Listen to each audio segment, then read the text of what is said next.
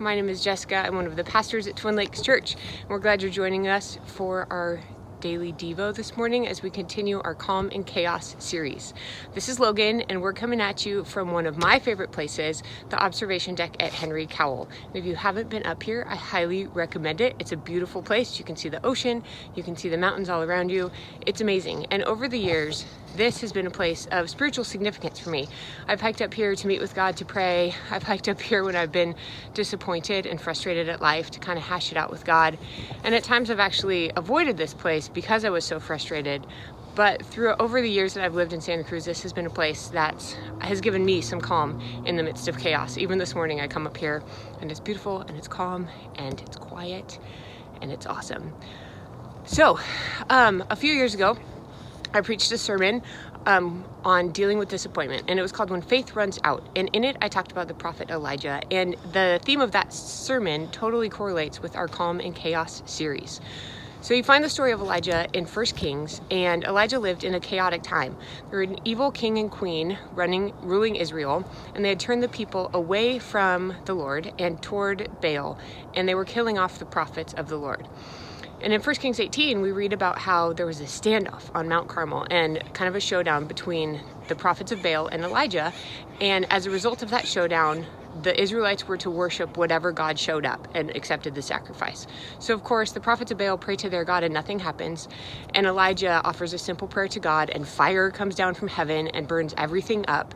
And Elijah thinks, surely this is it. Now all of Israel is going to worship the Lord, including the king. How could they deny this amazing show of power? But it doesn't happen. And King Ahab is even more intent on killing Elijah. So Elijah flees to the wilderness, to a cave. It's like the ultimate quarantine. He's disappointed, he's devastated, he's lonely, he's afraid for his life, and he's kind of this like wallowing, he's a little crumpled prophet wallowing in self-pity in a cave. And God says, hey, Elijah, move to the entrance of the cave. And God sends a mighty wind, and he's not in the wind. And he sends a fire, and he's not in the fire. And he sends an earthquake, and he's not in the earthquake. And then he comes to Elijah in a small whisper. And he says, Elijah, what are you doing? And he encourages him, he feeds him, he gives him a new purpose, and then he sends him on his way. And you know, God comes in that whisper. He comes with compassion and empathy. He doesn't overwhelm Elijah in his loneliness. When I preached that sermon in the summer of 2017, I totally identified with Elijah. I had gone from a very high point in life to a devastating low point. You see, in the summer of 2016, Drew and I got married, and I thought, this is it. We were late in life to get married, and I was like, finally, I'm married, I'm gonna have kids, it's gonna be awesome. But it didn't happen. And in May of that year was my birthday, and I wanted nothing more than to be pregnant. And I was. And then a few weeks later, I wasn't, as I miscarried that baby. And that launched us into a really lonely, dark road of fertility. We kind of withdrew. We weren't in a literal cave, but we were in a figurative cave.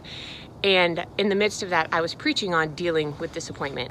And it is one of the hardest things I have ever done. But as you can see, our story doesn't end there, and our story isn't over anyway. But Logan was born almost exactly a year ago in January of 2020.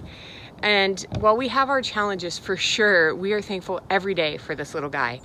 And I don't understand God's timing, and I don't understand why we had to wait so long and have such a difficult road to parenthood. But I do know that God provided Logan for us in one of the most chaotic years ever, in 2020. And that this little guy, who's getting a little cranky on my back, has been our calm in the midst of chaos. He is how we see God at work in the midst of this crazy, chaotic year. Isaiah 26:3 says, you will keep in perfect peace. Logan's not in peace. It says, you will keep in perfect peace those whose thoughts are fixed on you, who trust in you. And that's a promise. If we fix our eyes on Jesus, God will give us peace. So where are your thoughts? Are they on the chaos? Or are your thoughts fixed on Jesus, the Prince of Peace? I hope you find this encouraging today. I hope you have a great day. And God bless, and hike to the observation deck soon. Bye.